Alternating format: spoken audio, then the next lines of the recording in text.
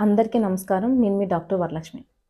మనం తీసుకొచ్చే చిన్న చిన్న మార్పుల వలన పెద్ద పెద్ద ఉపయోగాలు ఉంటాయంటే మీరు నమ్ముతారా? మనం తీసుకొచ్చే మార్పులు అవి చిన్నవే అయినా కొన్నిసార్లు మన ఆరోగ్యం మీద చాలా ప్రభావం చూపిస్తది. ఉదాహరణకి మనం హడావిడిలో బిజీగా ఉన్నప్పుడు మనకు తెలియకుండానే ఫుడ్ తీసుకున్నప్పుడు సరిగ్గా నమలకుండా హడావిడిగా మింగేస్తూ ఉంటాం. దానికన్నా మనం ఆహారం తీసుకున్నప్పుడు నెమ్మదిగా, స్లోగా బాగా నమిలి తింటున్నప్పుడు మనకి చాలా రకాల ఉపయోగాలుంటాయి. ముఖ్యంగా ఆహారంలో ఉన్న పోషకాలన్నీ కూడా మనం బాగా నమలటం వలన ఫుడ్ అనేది చిన్న చిన్న పార్టికల్స్‌గా డివైడ్ అయ్యి డైజెషన్ అది అవుతది. మనకి పోషకాలన్నీ కూడా సరిగా అందుతాయి.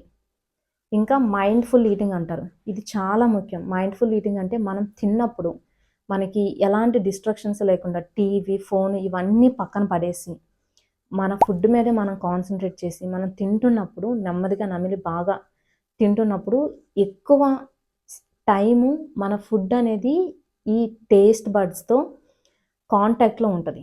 దీనివల్ల ఏమవుతదంటే మన మైండ్‌లో ఫుడ్ తిన్నాము, పొట్ట నిండింది అన్న సాటిస్ఫాక్షన్ అనేది మనకు తెలుస్తది.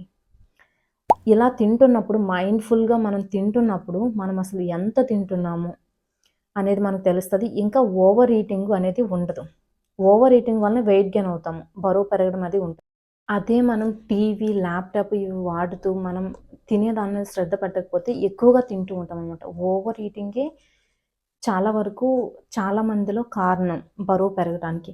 సో, ఈ మైండ్‌ఫుల్ ఈటింగ్ ప్రాక్టీస్ చేయడం వల్ల స్లోగా బాగా నమిలి తినడం వలన ఏంటంటే, మన శరీరానికి కావాల్సిన పోషకాలు అందుతాయి. బరువు పెరగకుండా ఉంటాము. మన ఫుడ్ కూడా ఏంటంటే, మనకొక హ్యాపీనెస్‌నిస్తది. మనకి ఏంటంటే, తిన్నాము అన్న సాటిస్ఫాక్షన్ అనేది ఉంటది.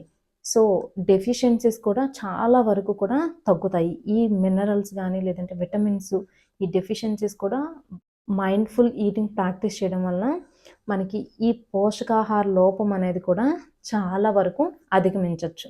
సో, వీడియో నచ్చినట్లయితే లైక్ చేయండి, షేర్ చేయండి. ఇంకా మరిన్ని హెల్త్ అప్డేట్ కోసం ఛానల్‌ని సబ్స్క్రైబ్ చేసుకోండి.